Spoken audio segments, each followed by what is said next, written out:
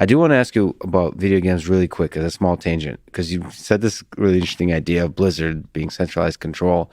Is it possible to have items in the game that are not controlled by Blizzard, Sure. being controlled in a decentralized fashion that you can, like, what is it, the grandfather sword in Diablo? What was it really?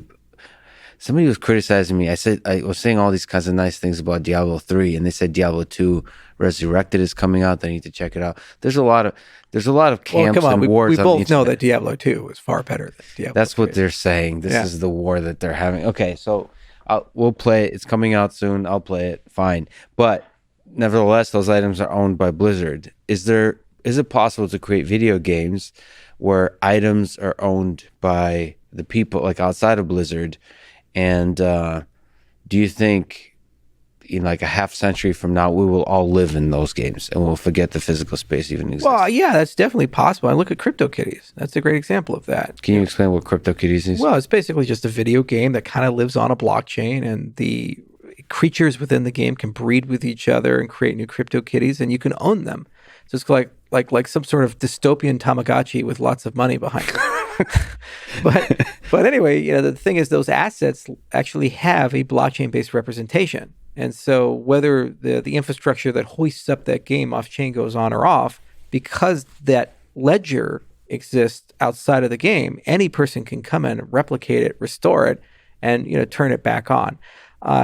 Sans intellectual property. So yeah, it's completely possible to break your architecture up where you have a notion of the player part, and then you have a notion of the experience part, and you can interchange experiences, almost like you do cascading style sheets or something for, have different presentations, and the ownership of the underlying layers, the players. So yeah, that's definitely doable. And frankly, that's what's going to happen in the gaming world, because there's so much value in that. I mean, everybody wants play, and right now the model is you make a game, you sell licenses, and you have a huge surge of people at the beginning of the game buying the video game, and then you have this long tail, but you've gotten almost 95% of your value in the first 6 months. You have a huge churn rate. The odds are the vast majority of people won't be playing the game within 12 months. But if you can create an interactive game where there's an actual economy inside the game, then you have EVE Online or Second Life or any of these things where you have people playing for 10 years, and there's like people buying virtual real estate and all these other things. And you as the game developer actually don't have to create a lot of content.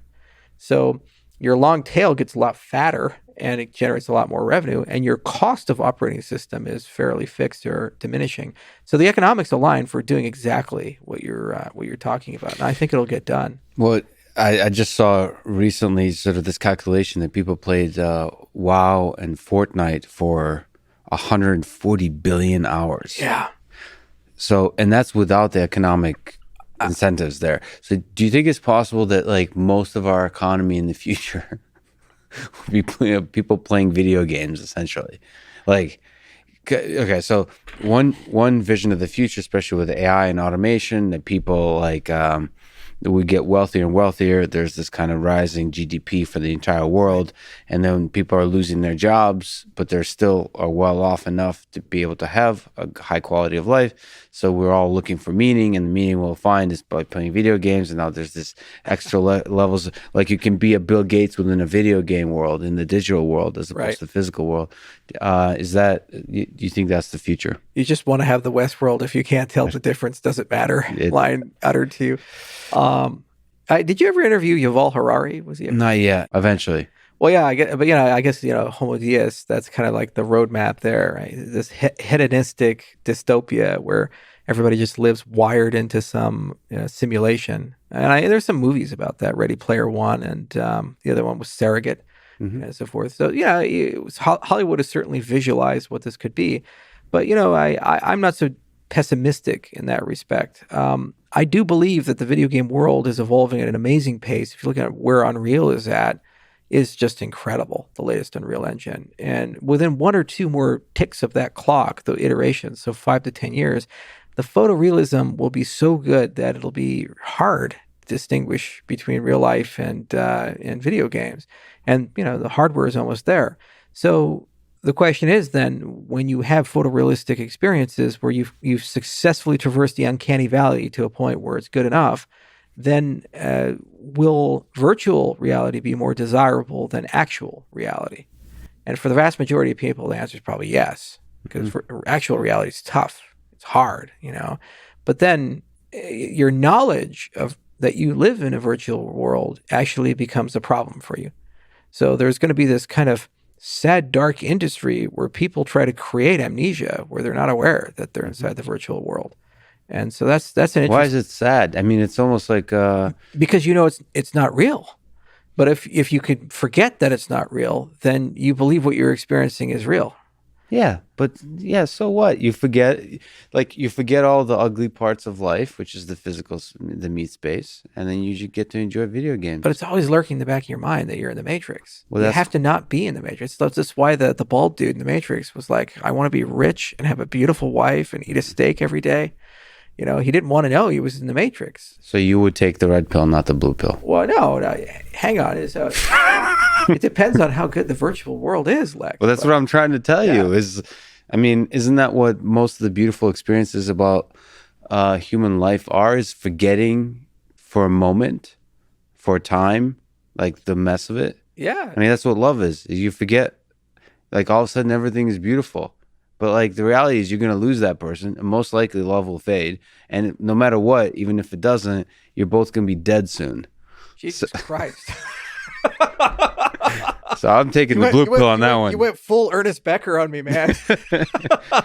Okay. But no, I get what you're saying though, and actually, but then it begs the question: and it goes back to the very first question you asked in this interview, which is like, how do we know we're not in a simulation, or is Bostrom's concepts or these ideas like real? Well, it's entirely possible that we are, and that we desire to be, because the real world is horrifically dystopian or bad, or maybe we actually don't exist. We're completely virtual, and does it matter? And I'd argue that it probably doesn't at some certain point. If you're at the end of your life in your 90s dying of cancer, the fact that you can live out being young, healthy, and 25 is probably a desirable thing. And no one would ever complain about that. Where it becomes problematic is if the vast majority of society enters this virtual simulacra of reality. And as a consequence, nothing works because there's no one to do anything. Society falls apart in that respect. There's no desire to do anything in the real world. Innovation stops. The desire to actually do real work stops because you're always inside this virtual economy. So I don't know. It's an interesting question, but drawing it back more to where we're at today, the evolution factors are there. VR is evolving at a very rapid rate. The game engines are just incredible today, and they're really doing amazing things. And there seems to be an overwhelming desire for people to escape the harshness of where they live, just by evidenced by how many billions of hours have been spent playing video games. People still play Skyrim. Yeah. It's a good game. It's probably my favorite game of the whole Elder Scrolls series. But, it's fascinating because smart contracts is actually the mechanism by which we take a lot of the meat space stuff and move it to the digital world. So all the stuff we've been talking about is really probably the mechanisms which take us there, which I find that world not dystopian. I find that world quite utopian because there's so many opportunities to create beautiful experiences.